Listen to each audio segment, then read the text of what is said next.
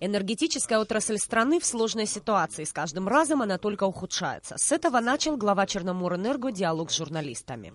Аслан Басария раскладывал по полочкам работу каждого подразделения ведомства, каждого объекта отрасли. Не просто объяснял на пальцах, а приводил цифры и делал аналитические выводы. Если говорить комплексно, то эта ситуация, она потихонечку ухудшается.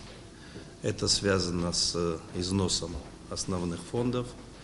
Это связано, естественно, с проблемами неплатежей. И самая главная проблема и вопрос, с которым мы вообще связываем все наши процессы, это увеличение потребления. То есть в силу того, что идет бесконтрольный расход электроэнергии, у энергосистемы не хватает ресурсов для того, чтобы оснащать приборами учета наше население, наших абонентов. К прохождению зимнего максимума Черноморэнерго готова. Весь необходимый материал есть. Та магистраль, которая у нас существует, это вот первичная, мы часто ее озвучиваем, потому что на ней в основном у нас происходят обрывы.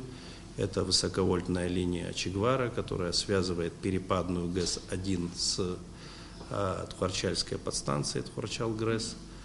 Она у нас 1958 года, и мы на нее сегодня грузим 274 мегаватта. То есть, естественно, из-за этого что происходит? Происходят колоссальные потери на линии, происходят периодические обрывы, потому что физически эта линия не рассчитана на такие мощности. Другой линии у нас не существует, ее физически нет.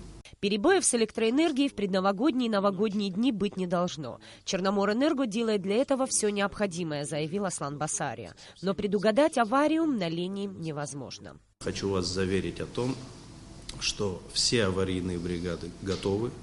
Хочу вас заверить в том, что аварийный запас материалов, он присутствует для прохождения зимнего максимума.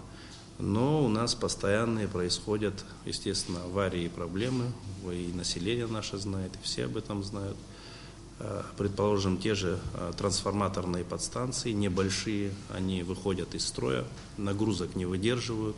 Самая главная проблема предстоящего года – Ингургэс. В феврале деривационный 16-километровый тоннель будет на ремонте, а значит, работа станции будет остановлена. Первое, что нужно сделать, нужно провести мониторинг этого туннеля.